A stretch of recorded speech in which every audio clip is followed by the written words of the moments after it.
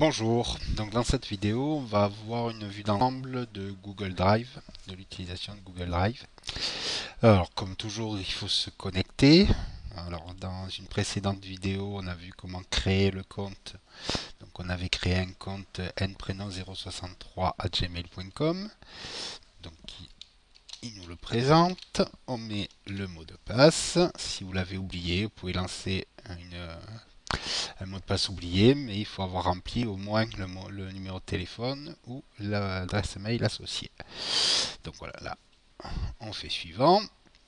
Donc maintenant, notre compte est connecté, on le voit ici. On n'a plus le bouton connexion, mais une petite image de base qui peut être changée. Comme pour toutes les applications Google, on vient cliquer sur ce petit carré là, et on a la liste des applications de Google. Il y en a plein, hein, elles ne sont pas toutes affichées. Là, ce qu'on veut, c'est Drive, donc on clique dessus. Donc, comme c'est mon premier compte Drive, ben, il n'y a rien dessus. Là, il est vide pour le moment. Alors, une petite vue d'ensemble. Déjà, le menu sur le côté. Bon, ordinateur, c'est quand vous utilisez un petit utilitaire pour se synchroniser sur l'ordinateur. Partager avec moi. Alors, bon, j'ai pris soin de me faire un petit fichier partagé avec un autre compte. Donc, voilà, tous les fichiers qui sont partagés avec vous apparaissent ici. Donc récents, c'est les derniers auxquels on a accédé. Bon, Google Photos, c'est si vous mettez des photos dessus. Donc suivi, on verra tout à l'heure. Là, pour l'instant, il n'y a rien. Quand vous supprimez un fichier, à la base, il va dans la corbeille. Donc il n'est pas tout de suite perdu. Là, c'est l'accès aux sauvegardes. C'est pas trop le but. Bon, vous avez ici le nombre d'espace que vous utilisez. En tout, il y a 15 Go, comme vous voyez, qui se répartissent entre Drive, Google Photos et Gmail. Donc voilà, là on a tous les 15 Go, puisque c'est un nouveau code. Alors, en haut, vous avez un bouton qui s'appelle Nouveau. Et ici, vous allez pouvoir créer donc soit un nouveau dossier, c'est pratique quand on commence à avoir plusieurs fichiers pour un peu les ranger. Importer un fichier va vous permettre d'importer un fichier qui est sur votre disque dur. On va avoir une petite boîte de dialogue ouvrir comme d'habitude. Pareil pour importer un dossier. Vous pouvez importer un dossier complet qui se trouve sur votre disque dur. Ou vous pouvez créer des fichiers. Par exemple, le fichier Google Docs. Donc on va cliquer sur Google Docs. Donc Google Docs, c'est un traitement de texte. Donc voilà, vous arrivez ici sur une interface. Donc en haut, vous avez le titre, donc le nom du document. On va appeler document tuto. Hop. Et donc voilà, vous avez les fonctions habituelles qu'on retrouve dans un traitement de texte. Donc le fichier s'enregistre tout seul à mesure que vous rentrez des choses. Donc ça s'écrit ici, toutes les modifications ont été enregistrées. Et à mesure que vous allez saisir, ça va s'enregistrer. Donc pas besoin de cliquer sur enregistrer. Vous allez pouvoir ici faire des commentaires, ça c'est pour quand on travaille à plusieurs sur un même fichier. Je ne m'appesantis pas dans la vidéo. Ou ici partager avec notre compte Google. Il faut avoir le nom d'utilisateur du compte pour pouvoir lui partager le fichier. Donc voilà, quand vous refermez, alors là il faut, hop, voilà, je veux dire sur mon drive, puisque c'est moi qui l'ai créé, donc le fichier est à moi ici.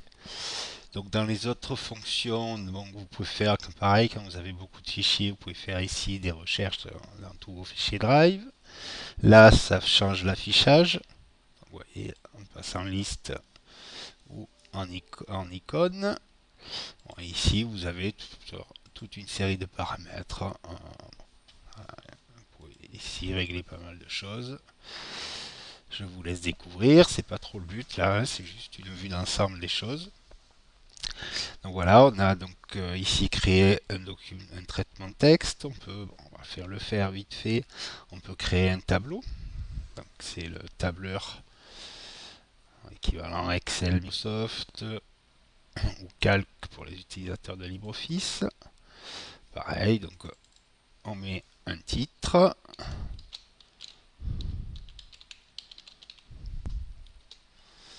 Voilà, donc vous voyez, enregistrement en cours, hop, voilà, tout a été enregistré. Donc pareil, on peut partager, on peut mettre des commentaires. Donc là, on va le refermer. Donc là, vous voyez, petit à petit, s'ajoutent mes fichiers dans le Drive, auquel j'aurai accès avec tous les appareils sur lesquels je serai connecté, j'aurai connecté mon compte. Alors, d'autres petites remarques, si on clique droit sur un des fichiers, on va avoir toute une série de petites choses qu'on peut faire. Donc avoir un aperçu, l'ouvrir, le partager. Donc ça c'est pareil que quand on est dans le fichier, on va partager, mais il faut connaître l'adresse de la personne à qui on veut partager. On la saisit ici, on peut en saisir plusieurs.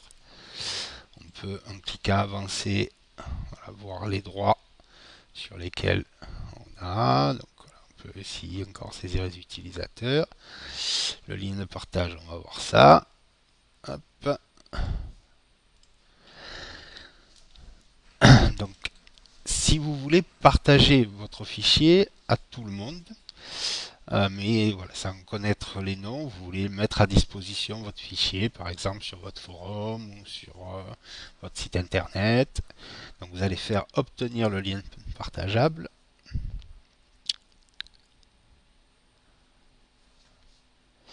va falloir activer le partage. Et ensuite, il vous suffira de cliquer ici. Donc, vous voyez, là, on est en consultation autorisée uniquement. Donc, les personnes qui auront le lien ne pourront pas modifier le document. Si vous voulez qu'ils puissent le modifier, il faut cliquer ici et venir changer ici. Donc, vous allez pouvoir soit autoriser les commentaires, soit autoriser les modifications. Et ensuite, il suffit de cliquer copier le lien. Donc, voilà. Qu'est-ce qu'on a d'autre? Donc on peut déplacer, donc si on veut le changer de répertoire. Alors activer le suivi, ben, on va le faire. Hop. Donc voilà, maintenant j'ai activé le suivi. Donc ça c'est quand on a beaucoup de fichiers. Pour retrouver plus facilement les plus importants, on va activer le suivi sur les plus importants. Et donc il suffira de venir après dans le suivi pour avoir que les plus importants sur lesquels on a mis un suivi. Voilà. Bon, on va finir de regarder le petit menu. Donc ici on peut le renommer, on peut afficher les détails du fichier. Vous voyez, on voit par qui il a été créé, s'il y a eu des activités dessus, etc. Donc on peut créer une copie, ça peut être pratique parfois. Télécharger, donc là ça va permettre de le ramener sur votre disque dur. Et on peut le supprimer, si on le supprime, il partira directement, on va le faire, hop, il n'est plus ici, mais on le retrouve dans la corbeille.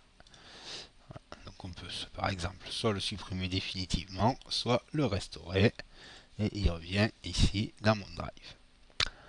Voilà, merci de m'avoir écouté, au revoir.